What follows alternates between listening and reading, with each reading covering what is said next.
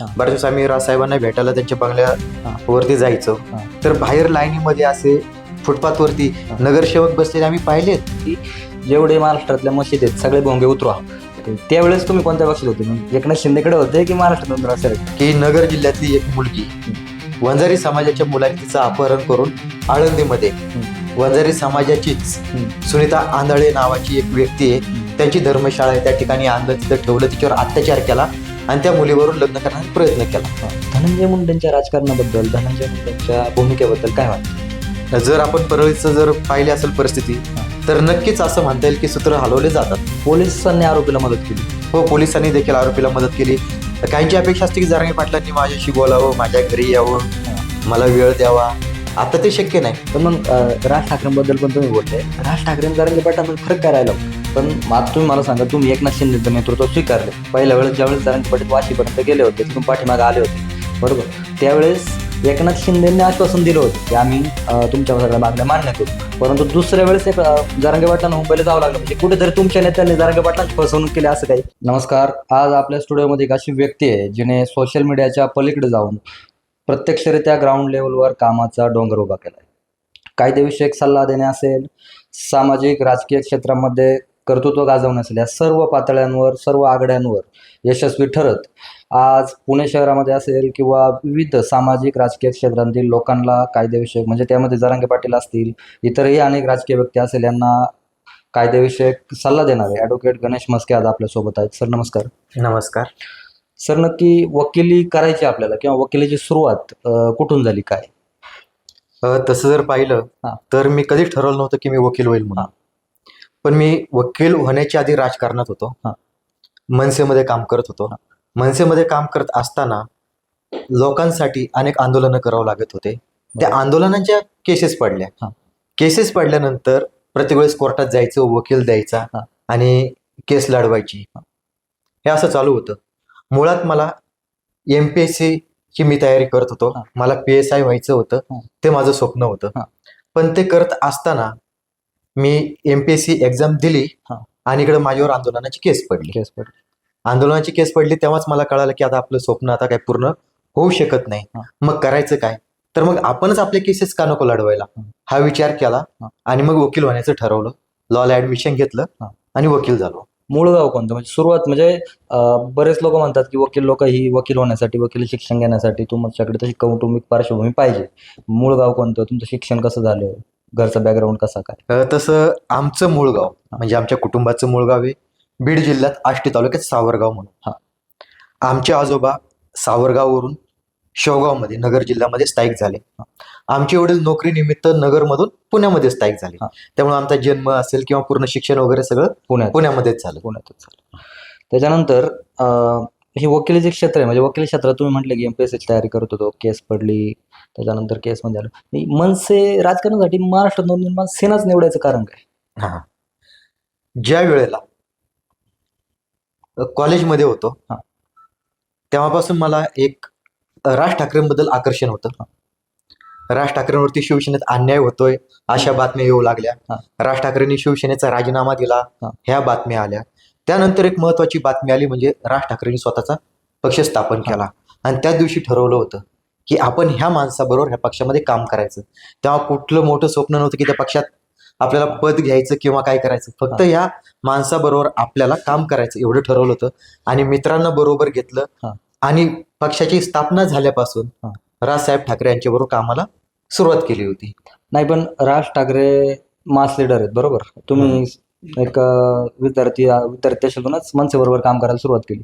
राज ठाकरे नंतरच्या काळात राज ठाकरेंबरोबर तुमचे चांगले संबंध तयार झाले. म्हणजे राज ठाकरे खरंच तेवढे ऍक्सेसेबल आहेत का की सामान्य कार्यकर्ता राज ठाकरेंबरोबर पोहोचू शकतो? म्हणजे तितकं आहे का? हा खूप महत्वाचा प्रश्न तुम्ही विचारलाय. मी साधारणपणे एक 18 ते 19 वर्ष राजसाहेबांबरोबर काम केलंय. पण राजसाहेबांना ह्या 18 ते 19 वर्षामध्ये फक्त 4 ते 5 वेळेस पर्सनली भेटलेलो आहे. पक्षातली जी बाकीची जी दुसरी फळी होती ना, ते लोक राजसाहेबांपर्यंत त्यांच्या पदाधिकाऱ्यांना पोहोचू देत नाही. मी तर सर्वसामान्य कार्यकर्ता होतो, पण जे आमदार होते किंवा नगरसेवक होते त्यांना देखील राजसाहेबांपर्यंत डायरेक्ट जाता येत नव्हतं. ही सिस्टीम त्या पक्षामध्ये होती. म्हणजे अजून पण आहे? अजूनही आहे. त्यामुळे म्हणजे- बरेचसे लोक त्यामुळेच पक्ष सोडून गेलेले आहेत. ते 13वरून एक आमदारावर आली मनसे, याचं कारण ते असू शकतं. त्यालाही कारणीभूती असू शकते. मी माझ्या डोळ्यांनी पाहिले. हा. बऱ्याच वेळेस आम्ही राजसाहेबांना भेटायला त्यांच्या बंगल्यावरती जायचो. हा. तर बाहेर लाईनीमध्ये असे फुटपाथवरती हा. नगरसेवक बसलेले आम्ही पाहिलेत, आमदार बसलेले आम्ही पाहिलेत, फुटपाथ ज्यांना वेळ मिळत नव्हती साहेबांना भेटण्याची. एक्सेसिबल नाहीत राज ठाकरे, असं आपण म्हणू शकतो. हो, सामान्य कार्यकर्त्याला राज ठाकरे नाही. वेळ देत नाहीत. नाही, राजसाहेबांपर्यंत पोहोचताच येत नाही किंवा त्यांचे लोक तिथपर्यंत पोहोचू देत नाही. म्हणजे आजूबाजूचे लोक. हा, अलीकडच्या काळामध्ये आम्ही पाहतोय तुमची सोशल मीडिया की एकनाथ शिंदेकडे तुमचा कल जास्त वाढतोय. हा. काय म्हणजे एकनाथ शिंदेकडे कल वाढण्याचं कारण काय? काय झालं, ज्यावेळेस मनोज जरांगे पाटलांचं आंदोलन उभं राहिलं. हा. मनोज जरांगे पाटील हे माझे 2014 पासूनचे मित्र, आमचे मैत्रीचे संबंध. हा. त्यांचं आंदोलन उभं राहिल्यानंतर मित्राला मदत करणं हे माझं पहिलं कर्तव्य मानलं मी. हा. त्यांना मदत करत असताना राजसाहेब ठाकरेंनी एक पत्र काढलं होतं हा. की ज्यांना कुणाला जातीच्या आंदोलनामध्ये सहभागी व्हायचं हा. त्यांनी वरिष्ठांची परवानगी घ्यायची आणि मगच जायचं. हा. त्यावेळेस मी विचार केलाय की आपला एक मित्र समाजासाठी आपला प्राणपणाला लावतोय, हा. त्याला मदत करायची की पक्षाच्या अध्यक्षांचा आदेश पाळून हा. वरिष्ठांची परवानगी घेऊन मग त्यामध्ये सहभागी व्हायचं, हा. हे माझ्या मनाला कुठं पटलं नाही. हा. म्हणून मी त्याच वेळेला ठरवलं हा. की मी समाजासाठी मनोज जरांगे पाटील यांना मदत करणार. हा. पक्षाचा मी त्याच वेळेला राजीनामा देऊन टाकला. पण ते झाल्यानंतर आंदोलन झालं वगैरे ह्या गोष्टी झाल्यानंतर एकतर पहिल्यापासून मला राजकारणाची आवड, राजकारणात कुठंतरी आपण असावं, हा. म्हणून मग मी कुठल्या पक्षात जायचं हा. हा विचार केल्यानंतर मला एकमेव असा पर्याय दिसला की जो सर्वसामान्यांना बरोबर घेऊन जाणारा पर्याय मला हा. एकनाथ शिंदे साहेब वाटले, म्हणून मी त्यांच्या बरोबर काम करतोय. एकनाथ शिंदे आहेत तेवढे एक्सेसिबल? हो, आहेत. मला त्या पक्षामध्ये जाऊन साधारणपणे आता 2 वर्ष झाले असतील. हा. पण या 2 वर्षामध्ये मी 10 ते 15 वेळेस त्यांना भेटलोय. आणि एकनाथ शिंदे साहेब ज्यावेळेस आम्ही भेटतो, हा. चर्चा करतात. हा. जसं आपण 1 to 1 बोलू शकतो ना हा. त्यांच्याशी, हा. तसे ते चर्चा करतात, आमचं मत ऐकून घेतात. म्हणजे राज ठाकरे आणि एकनाथ शिंदे मध्ये काय फरक जाणवतो? राज ठाकरे आणि एकनाथ शिंदेमध्ये जर पाहिलं आपण तर राजसाहेबांबरोबर असं 1 to 1 चर्चा करणं शक्य नव्हतं, किंवा आम्हाला जर आमची काही भूमिका मांडायची असेल, काही सांगायचं असेल तर तेवढं ऐकून घेतलं जात नव्हतं. पण आता एकनाथ शिंदे साहेब सर्वसामान्य कार्यकर्त्यांचं सुद्धा ऐकून घेतात. पण मग ज्यावेळेस तुम्हाला पक्ष बदलायची वेळ आली किंवा थोडंफार काही भूमिका बदलण्याची वेळ आली, मग राज ठाकरेंनंतर शिवसेना दुसरी कोण होती उद्धव ठाकरे साहेबांची, तो का नाही विचार केला? जो कार्यकर्त्यांसाठी मनसेमध्ये जो प्रश्न निर्माण होतो की ठाकरेंबरोबर डायरेक्ट कॉन्टॅक्ट होत नाही किंवा तिथपर्यंत आपण आपले प्रश्न घेऊन जाऊ शकत नाही, त्यांच्यापर्यंत जाऊ शकत नाही, सेम कंडिशन ही उबाटामध्ये सुद्धा होती. त्यामुळे उबाटा पर्याय माझ्यासाठी काही योग्य वाटला नाही. सुरुवातीच्या काळात महाराष्ट्र नवनिर्माण सेनेमध्ये काम केलं, त्याच्यानंतर आता एकनाथ शिंदेसोबतचं किंवा एकनाथ शिंदेचं नेतृत्व तुम्ही स्वीकारले. हे दोन्ही जे पक्ष आहेत ते प्रखर हिंदुत्ववादी आहेत, कट्टरतावादी म्हणायला सुद्धा काय अडचण नाही. आणि हे जे काय दोन्ही पक्षामध्ये काम करत असताना तुमचे जे काही मित्र बरोबर आम्हाला जितकं माहिती आहे ते मुस्लिम समाजाचे आहेत, काही तुमच्या सोबतची प्रॅक्टिस करणारे ॲडव्होकेट्स सुद्धा काही तुमचे मित्र मुस्लिम समाजात, कसं सांगड कशी घालतात? हे पहा, पक्षाची भूमिका असते, हा. तो एक राजकारणाचा भाग असतो. परंतु जेव्हा आपण समाजामध्ये वावरत असतो ना, हा. त्यावेळेस सगळे आपले बांधवच असतात. पक्षाचा जर विरोध मुस्लिमांना असेल तर कुठल्या मुस्लिमांना विरोध आहे? जे देशाच्या विरोधात कारवाई करतात, जे देशाच्या विरोधात जातात, या मुस्लिमांना विरोध आहे. परंतु जे मुस्लिम आपले आहेत त्या मुस्लिमांना विरोध नाही. मला सांगा, आपण अब्दुल कलामांना टाळू शकतो का? नाही. इरफान पठाण नाही. जहीर खान नाही. हे आपले आदर्श आहेत. बरोबर. त्यामुळं मुस्लिम आणि हिंदुत्व हा भाग नाही. आम्ही जे हिंदुत्व मानतो ना ते छत्रपती शिवाजी महाराजांचं हिंदुत्व मानतो, की सगळ्या जाती धर्माला बरोबर घेऊन जाणार हिंदुत्व म्हणजे छत्रपती शिवाजी महाराजांचं हिंदुत्व. मध्यंतरी राज ठाकरेंनी टीका केली होती की ते होते म्हणण्यापेक्षा एक अजेंडा घेतला होता की जेवढे महाराष्ट्रातल्या मशीद आहेत सगळे भोंगे उतरवा. तर त्यावेळेस तुम्ही कोणत्या पक्षात होते? म्हणजे एकनाथ शिंदेकडे होते की महाराष्ट्र? त्यावेळेस मी मनसेमध्येच होतो. पण त्यावेळेला जी पक्षाची भूमिका होती ती मी तंतोतंत पाळली. आणि महाराष्ट्रात सगळ्यात पहिला भोंगा उतरवला गेला ना तो वाघोली मधल्या मस्जिदचा. आजही त्या मस्जिदवरती भोंगा लावलेला नाही. बरं, तिथं नमाज पडणारे माझेच मित्र आहेत, थोडेसे आमच्यात क्लॅशेस झाले त्या गोष्टीवरून, पण नंतर त्यांनाही ती भूमिका पटली आणि तो भोंगा उतरवला गेला. नंतर आता जरांगे पाटलांसोबत काम करतात. जरांगे पाटलांना असं कोण कायदेशीर विषयामध्ये काही मार्गदर्शन वगैरे करता की फक्त मित्र आहात, चळवळीमध्ये काम करता समाजासाठी काय? आजही जरांगे पाटलांना जेव्हा कधी काय अडचण वाटेल किंवा जेव्हा त्यांना काय वाटेल तेव्हा ते विचारतात. हा. त्यांना सांगितलं जातं, मग ते कायदेविषयक असो हा. किंवा कुठल्याही गोष्टीवरती असो. त्यांची काही प्रकरण आहेत तुमच्याकडे? हो, त्यांचे प्रकरण आजही माझ्याकडे आहेत. काय वाटतं, जरांगे पाटील 2 वेळा मुंबईला, एकदा वाशिमहून पाठीमागे आले होते, एकदा तर मुंबईतच गेले होते. अजून काय वाटतं, शासनाची भूमिका काय आहे? परत जायची गरज आहे काय? पहिल्यांदा वाशीवरून मागे आले तेव्हा जरांगे पाटलांनी सरकारवरती विश्वास ठेवला होता. हा. दुसऱ्यांदा जेव्हा गेले, दुसऱ्यांदा आम्हाला हैदराबादचं गॅजेट लागू केलं. हा. नक्कीच त्याचा फायदा झालाय. हा. आता तिसऱ्यांदा विखे पाटील म्हणतायत की आम्ही सातारा गॅजेट पण लागू करू. हा. एक संयम ठेवण्याची पण एक काहीतरी मर्यादा असते. जर ती मर्यादा तुटली हा. तर पुन्हा लढा उभा करावाच लागणार आहे, हा. पुन्हा मुंबईला जावंच लागणार आहे आणि भांडून हा. ते सातारा गॅजेट लागू करून घ्यावं लागणार आहे. पण आता तुम्ही मला सांगा, तुम्ही एकनाथ शिंदेचं नेतृत्व स्वीकारले. पहिल्या वेळेस ज्यावेळेस जरांगे पाटील वाशीपर्यंत गेले होते, तिथून पाठीमागे आले होते, बरोबर? त्यावेळेस एकनाथ शिंदेने आश्वासन दिलं होतं की आम्ही तुमच्या सगळ्या मागण्या मान्य करू. परंतु दुसऱ्या वेळेस जरांगे पाटलांना मुंबईला जावं लागलं. म्हणजे कुठेतरी तुमच्या नेत्यांनी जरांगे पाटलांची फसवणूक केली असं काही? आमच्या नेत्याने जो शब्द दिला होता हा. तो शब्द आमच्या नेत्यांनी पाळला. हा. नंतर मुख्यमंत्री बदलले गेले. हा. ज्यावेळेस मुख्यमंत्री बदलले गेले त्यावेळेला हा. शिंदे साहेबांच्या हातात ती पॉवर नाही राहिलेली. हा. जरी उपमुख्यमंत्री असले हा. ते पॉझिटिव्ह होते, आजही पॉझिटिव्ह आहेत. हा. पण मुख्यमंत्री बदलल्यानंतर आणि काही तांत्रिक गोष्टी पण पाहाव्या लागतात. हा. त्याचाही काय अडथळा होता, त्यामुळे वेळ लागला. हा. पण काम झालं. मग दुसऱ्यांदा जायची गरज काय पडली, काम जर झालं तर? दुसऱ्यांदा गेल्यानंतर काम झालं ते. अच्छा, मग दुसऱ्यांदा गेल्यानंतर हा. काम झालं. संपूर्ण म्हणजे एकंदरीत महाराष्ट्राला एक प्रश्न पडतोय की जरांगे पाटील एवढं समाजासाठी काम करतात, लढतात, पण त्यांचे जवळचे कार्यकर्ते का बरं फुटतात? मग तुम्ही त्या तितक्या जवळचे आहात म्हणून तुम्हाला विचारतोय. जे पण कार्यकर्ते फुटलेत ना, हा. ते पण कार्यकर्ते माझ्या जवळचे, माझ्या चांगल्या संपर्कातले आहेत. हा. पण काय होतं, ज्यावेळेस जरांगे पाटील एखादं आंदोलन करत असतात, हा. कार्यकर्त्यांना आम्हाला वाटतं की आम्ही जरांगे पाटलांपर्यंत जावं, त्यांच्यावर फोटो काढावे. हा. पण त्यावेळेस जो त्यांच्या आजूबाजूला जे लोकांचा मॉब असतो ना, त्यामध्ये जाता येत नाही त्यांच्यापर्यंत. हा. त्यांच्यावर फोटो काढता नाही आला ना, हा. काही नाराज होतात हा. आणि फुटतात. असे बरेच जण आहेत. हा. किंवा काहींना ट्रॅप केलं जातं विरोधकांकडून, फोडलं जातं, काहीतरी आम्ही दाखवलं जातं जरांगे पाटलांच्या विरोधात बोलण्यासाठी. हा. मलाही कित्येक जणांनी फोडण्याचा प्रयत्न केला. हा. पण ज्यांना जरांगे पाटलांची भूमिका पटते किंवा जे ठाम आहेत ना, हा. ते फुटत नाहीत. पण जे तळ्यात मळ्यात आहेत ना, हा. असे फुटतात. कोणाला जर थोडंसं आमिष दाखवलं हा. तर ते फुटतात, जरांगे पाटलांच्या विरोधात जातात, खोटं खोटं सांगतात.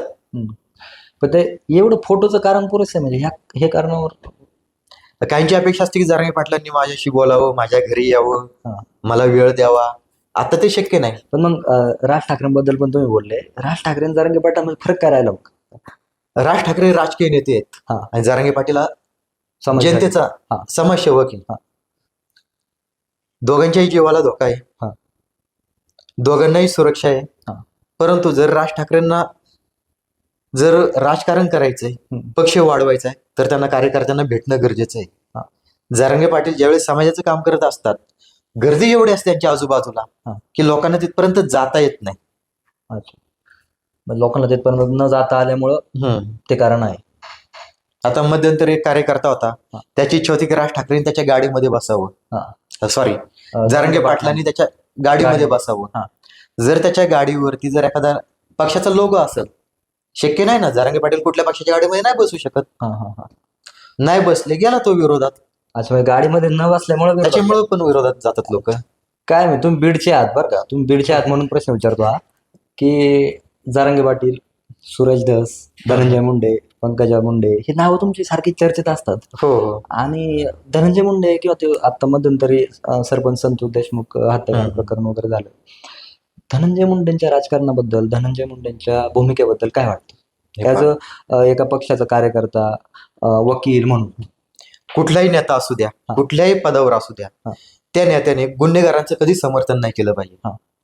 ज्यावेळेस संतोष देशमुख प्रकरणामध्ये वाल्मिक कराड आत गेले, हा.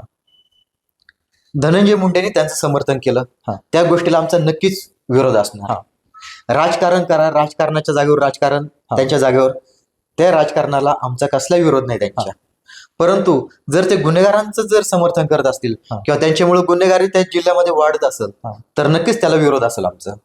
भविष्यात जर जरांगे पाटलांनी राजकारणात येण्याचा निर्णय घेतला तर तुमची भूमिका काय असेल? मुळात जरांगे पाटील राजकारणात येणार नाहीत, राजकारणापासून ते लांबच राहतील. हा. जरी उद्या जरांगे पाटील राजकारणात आलेच हा. तरी त्यांचा राजकीय मार्ग वेगळा असेल, हा. माझा राजकीय मार्ग वेगळा असेल. त्यावेळेस मात्र तुम्ही जरांगे पाटलांसोबत नसशाल.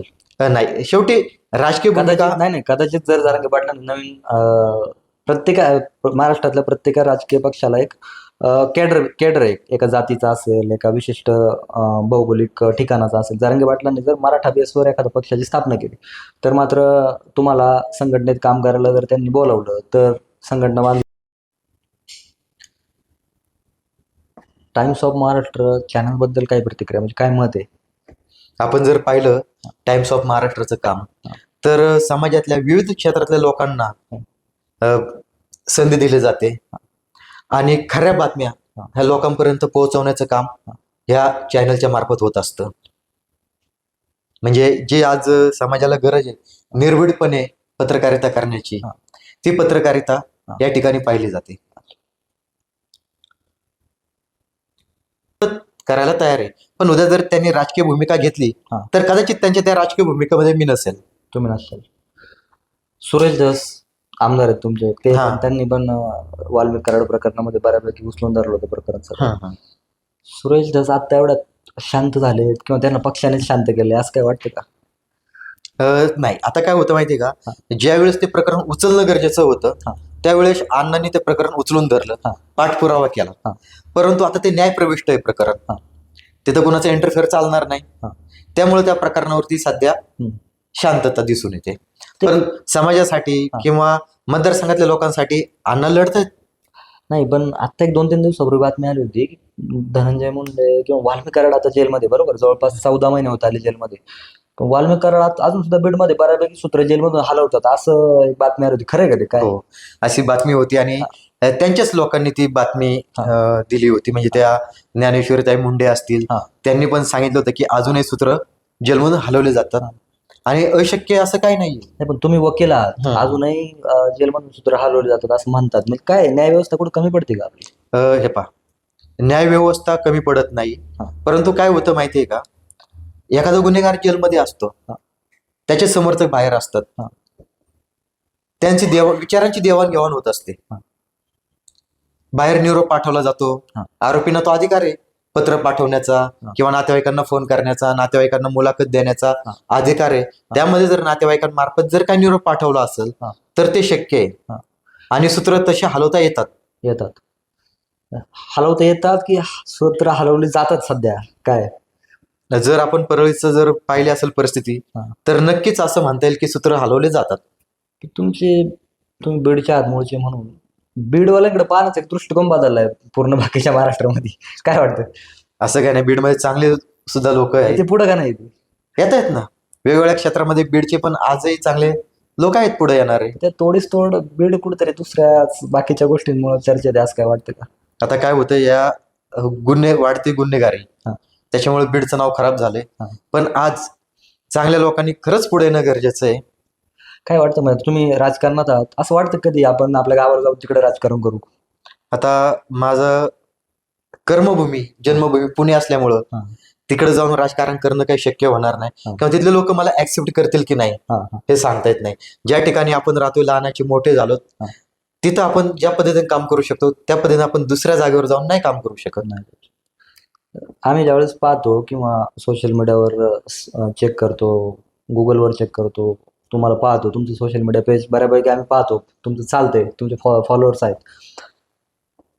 गणेश म्हस्के पाटील आणि कॉन्ट्रोवर्सी या दोन अशा गोष्टी ते प्रत्येक वेळेस जवळजवळ येतात. काय कॉन्ट्रोवर्सी काय असतं, जेव्हा आपण एखादी भूमिका मांडत असतो, काही लोकांना ती पटते, काही लोकांना पटत नाही. ज्यांना पटत नाही ते विरोध करणार, त्याच्यावर टीका करणार आणि ते होतच राहतं. हे फक्त माझ्याच बाबतीत नाही तर प्रत्येकाच्या बाबतीत होतं. पण हे असं काही प्रकार नाही की कॉन्ट्रोवर्सी झाली, तुम्हाला बऱ्यापैकी त्रास झाला किंवा असं वाटलं कधी कधी वकील सोडून देऊ, राजकारण सोडून देऊ, दुसरं काहीतरी करू, असं काही नाही? एवढं तर हलक्या काळजाचा मी नाही की असल्या गोष्टीला घाबरून मी माझी फील्ड सोडून देईल. कदाचित बीडचे असल्यामुळे असं हलक्या काळजाचं नाही असं काही. असू शकतं. काही प्रकरण सांगू शकता आम्हाला की त्या प्रकरणामध्ये लय कॉन्ट्रोवर्सी झाली बरं. जर प्रकरण सांगायचंच म्हटलं तर आता आळंदीचं ते अपहरण प्रकरण, हा. एका विशिष्ट समाजाच्या हम्म. मुलाकडून एका मुलीचं अपहरण झालं. हा. ती केस माझ्याकडे आली. जेव्हा कुठली केस माझ्याकडे येते ना, त्यात मी जात पाहत नाही. हा. जी व्हिक्टीम असते ना, तिला न्याय देण्याचा प्रयत्न करत असतो. हा. त्यावेळेस खूप टीका झाली माझ्यावर हा. की मी जातीवाद करतो हा. किंवा विशिष्ट जातीला मी टार्गेट करतो. हा. असं काही नाही. आरोपी कुठल्याही जातीचा असो, हा. उद्या माझ्या जातीचा जर आरोपी असेल, असे पण खूप प्रकरण आहेत, माझ्या जातीचे आरोपी आहेत, त्यांच्या विरोधात मी उभा राहतोच. काय होतं ते प्रकरण जरा संक्षिप्त सांगू शकता आम्हाला दर्शकांना? प्रकरण असं होतं हा. की नगर जिल्ह्यातली एक मुलगी, हम्म. वंजारी समाजाच्या मुलांनी तिचं अपहरण करून आळंदीमध्ये हम्म. वंजारी समाजाचीच हम्म. सुनीता आंधळे नावाची एक व्यक्ती आहे, हम्म. त्यांची धर्मशाळा आहे, त्या ठिकाणी आणलं, तिथं ठेवलं, तिच्यावर अत्याचार केला आणि त्या मुलीवरून लग्न करण्याचा प्रयत्न केला. हा. त्या मुलीचा विरोध होता लग्नाला. हा. त्या मुलीच्या घरच्यांनी मला कॉन्टॅक्ट केला. मला कॉन्टॅक्ट केल्यानंतर मी आळंदीमध्ये पोहोचलो. तोपर्यंत पोलिसांनी त्या मुलाला पोलीस स्टेशनला आणलं होतं. तिथे गेल्यानंतर त्या सुनीता आंधळे त्यांना मी तिथल्या माझ्या ओळखीच्या दुसऱ्या एक महिला आहेत, त्यांच्या मार्फत निरोप दिला होता की तुम्ही पण समोर या, काय असेल ते आपण समोरासमोर प्रकरण पाहूयात. त्या काही समोर आल्या नाहीत. त्यांनी सांगितलं मी त्यांचं लग्नच लावून देणार आहे. त्या सुनीता आंधळे बोलले. हो, त्या बोलल्या की मी त्यांचं लग्न लावूनच देणार आहे, कोणाला काय करायचं असेल ते करू द्या. मुलीचा विरोध होता. हा. पोलिसांनी पण पाहिलं की मुलीचा विरोध आहे लग्नाला. पोलिसांनी तिचा जबाब वगैरे घेतला, तिला पालकांच्या ताब्यात दिलं. तो मुलगा त्याच पोलीस स्टेशनमधून पळून गेला तिथून. पोलीस काय करत होते? पोलीस स्टेशन मधून पळून जाणं म्हणजे छोटी गोष्ट नाही ना. छोटी गोष्ट नाही, पण तो मुलगा पळून गेला. पोलिसांनी त्यावेळेला त्या मुलीची फिर्याद त्या ठिकाणी घेतली नाही. नंतर ते गावाला गेल्यानंतर त्या मुलीने तिथल्या लोकल पोलीस स्टेशनला फिर्याद दिली. फिर्याद दाखल झाल्यानंतर मग पोलिसांनी तपास करत असताना पोलिसांना या सगळ्या गोष्टी दिसून आल्या. नाही, पण मुलगा पळून गेला त्यानंतर मला असं म्हणायचंय की पोलीस स्टेशन मधून आरोपी किंवा आरोपीच होता तो. आरोपीच होता तो. ही काही छोटी गोष्ट नाही. छोटी गोष्ट नाही. त्यात काय पुढे कार्यवाही झाली काय? पळून गेल्यानंतर तर काही कारवाई झालीच नाही. आणि नंतर त्याला शोधायला पण पोलिसांना खूप महिने लागले. त्यात काय असा राजकीय हस्तक्षेप होता वगैरे वगैरे असं काय वाटतं का? होता, राजकीय हस्तक्षेप होता किंवा त्या समाजाचे काही राजकीय लोक मलाही फोन करत होते. मला आधी धमकी देण्याचा प्रयत्न केला की तुम्ही त्यामध्ये लक्ष घालू नका. मी मागं हटलो नाही. नंतर मग प्रेमाने मला भेटून आपण हे प्रकरण मिटवत, आपापसात मिटवत असेही प्रयत्न केले, परंतु हे प्रकरण मी मिटवलं नाही. कोर्टामध्ये आजही ते प्रकरण न्यायप्रविष्ट आहे. पोलिसांनी आरोपीला मदत केली. हो, पोलिसांनी देखील आरोपीला मदत केली. ज्या पोलिसांनी मदत केली होती त्यांच्यावर कारवाईची मागणी सुद्धा झाली, त्यांच्यावर कारवाई देखील झाली. त्यांच्याकडचा तपास काढून घेतला, दुसरे तपास अधिकारी नेमले गेले. पोलीस जनरली आरोपींना अशी मदत करतात काय वाटतं? म्हणजे कसं जनरली पोलीस करत नाहीत, पण काही असतात काय असतात की जे मदत त्यांना वाटतं की मदत करावी किंवा त्यांचे काहीतरी लागेबंदे असतात, करतात मदत. आता ते प्रकरण काय न्यायप्रविष्ट आहे? आता ते प्रकरण न्यायप्रविष्ट आहे. मुलीला न्याय भेटेल असं वाटतं? 100% मुलीला न्याय भेटेल. मुलीचं वकीलपत्र तुमच्याकडे? हो. सोशल मीडिया तुम्ही वापरता आणि भरपूर वापरता आणि बऱ्यापैकी सोशल मीडियावर तुमचे फॅन फॉलोविंग आहे. सोशल मीडिया वापर म्हणजे बऱ्यापैकी वकिलात राजकीय क्षेत्रात काम करता,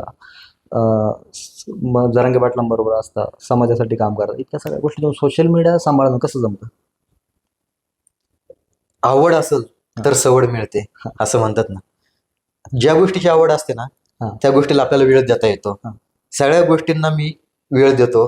राजकारणाला वेळ देतो, माझ्या वकिलीला वेळ देतो, माझे बाकीचे काही उद्योग व्यवसाय आहेत त्याला देखील वेळ देतो मी, आणि सोशल मीडियाला देखील वेळ देतो. तुमच्या गाड्या 24 तास आहेत की जास्त आहे? काय नाही, तास 24च आहेत, पण ते मॅनेजमेंट चांगल्या पद्धतीने करता येतं मला.